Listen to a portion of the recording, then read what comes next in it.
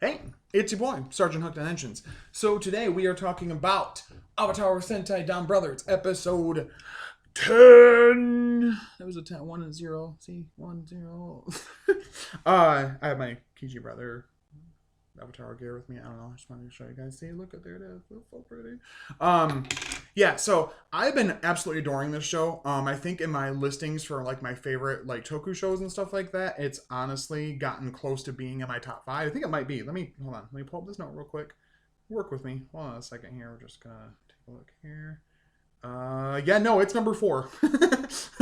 um, yeah, this episode was another strong episode. We have not, to me, I don't think we've had a weak episode since the start. And it's weird because of how unique the season is and the way that it's like aesthetically set up, with the CG Rangers and what their suits and the team set up, and that they technically like Saru, Oni's Saru brother, Oni's sister, and Don Momotaro know who each other are, but somehow don't know who Inu brother and Kiju brother are. Like, they don't all know their identities, so they're a full team and everything. Which is weird because I'm pretty sure Haruka saw Kiji brother in a human form and then saw him. She bowed and then he transformed. So maybe she thought he ran away or something. But I thought she saw him pull out the blasters. I don't know why she doesn't. Anyway, so I really enjoyed this show. I really have. And it's great even now. And it's weird that we're 10 episodes in and we haven't gotten the team roll call other than that Toei Tokusatsu fan club little side thing that did it. A full team like roll call. And also, we've not gotten the the mecha for it yet, which we're getting soon. Don Onitaijin is great. But this week's episode was really interesting. We did an episode. Sentai has done stuff similar to this. It's a similar like media type episode where the main character for a little bit gets to not have to be the main character and somebody else steps in to be that character, and they get to kind of watch from the sidelines kind of thing. So she essentially, it starts off with her and she's like, I'm successful and I got this award for this manga, I'm a manga artist and it's great and blah, blah, blah. And we're like, what's going on? And we find out that she confronted Kaito Black about everything and asked him how, like, what are all the points for and whatever. And he kind of gave her some answers, not really. Found out he's the admin. She wanted to use her points to get her life back. So she does. And because she does, they need an Oni sister still. So this other lady, something Maeda, I can't remember her name, but anyway, it's an actress that plays her.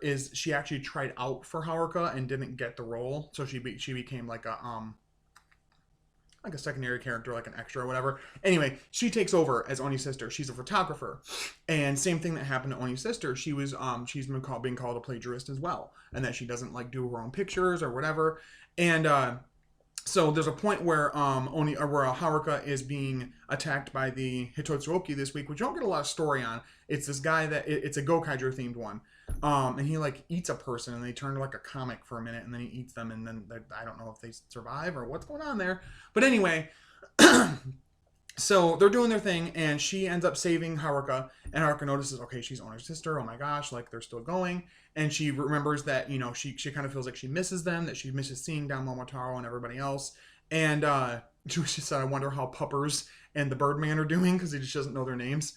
Which is funny and goofy, because in the background it keeps showing like, what's it called? Like it shows the face of Don Momotaro, of like Momotaro and Saru brother in the human form. And then when it shows Inu brother and Kiji brother, she doesn't see them, ever seen, she, as far as we know, doesn't know who they are, so it just shows them in their weird CGI forms.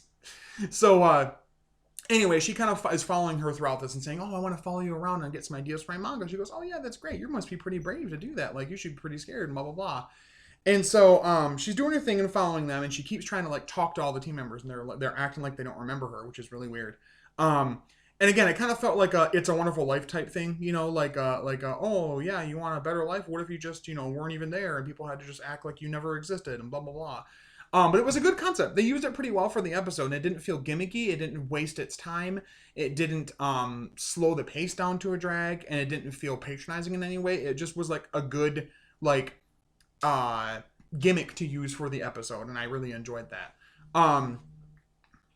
So eventually, her and the new Oni sister are at like a cafe, I think at the DonBrothers cafe actually, and they're doing their thing, and she like turns around and sees a picture of hers that she had taken, like the photographer lady took, and she goes up to it and like stabs it with a knife and is like really mad and says like, this is my picture, someone else took credit for it, blah blah blah.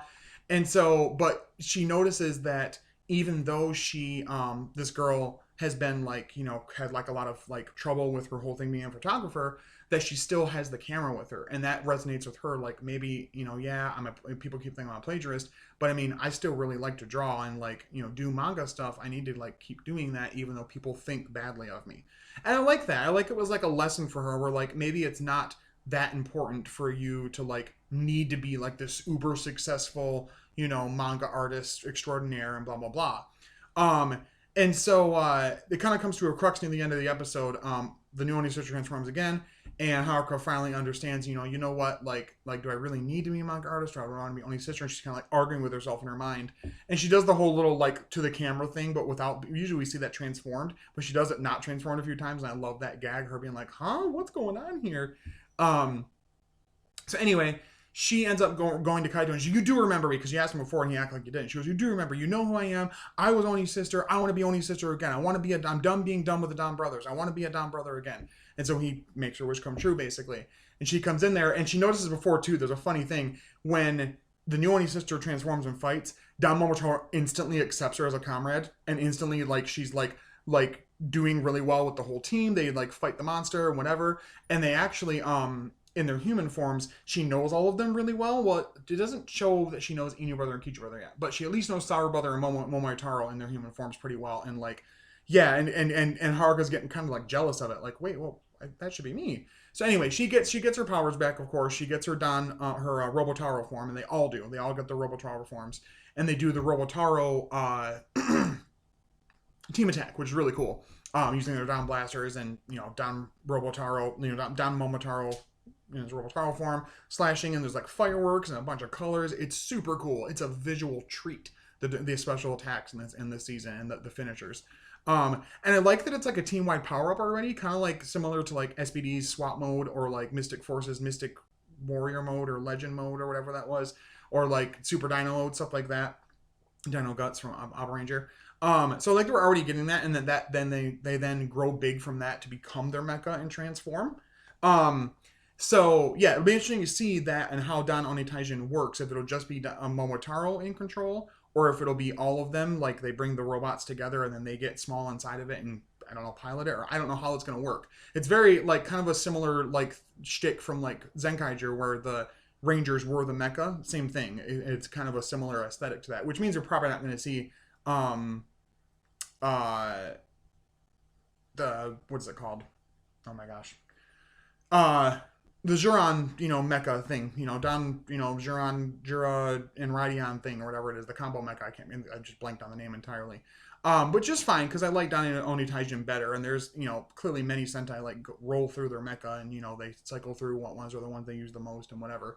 But yeah, it was a really fun episode. It was really cool to see Haruka, like, get what she always wanted, and then realize, kind of like a Faust wish type thing, or like a, be careful what you wish for type thing. Like, yeah, you might be happy for a while, but I think she realized that she had more fun and that there was more to her life when she was a Don brother than when she wasn't a Don brother. And I really like that as like a concept and like a idea, and just overall what they're doing with her character. I really like her a lot. So yeah, it was a really good episode for her. Really good character episode. Next week, so we also have in the background the Bestial thing happening. So the Bestial did take over the police officer guy, I think, from a few episodes back.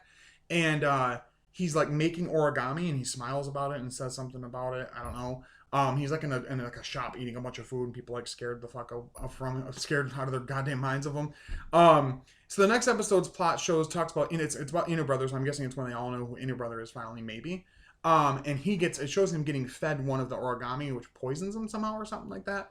So, and the brain persons in this episode talked about how they need to figure out a way to stop the beast persons, because not only will they destroy this world, but they may even find a way to destroy their world. So I like that. I like that the brain persons aren't necessarily evil. They're not the ones creating the Hitotsuoki, but they just have a more pragmatic approach to stopping them, where they don't want to give them a chance to ever become that again. Whereas the DonBrothers are trying to save people. So again, I don't know if all three of them are going to become, like have like a ranger form. I think if anybody, Sonoy will. Especially if you're supposed to be some kind of a purple ninja themed ranger of some kind.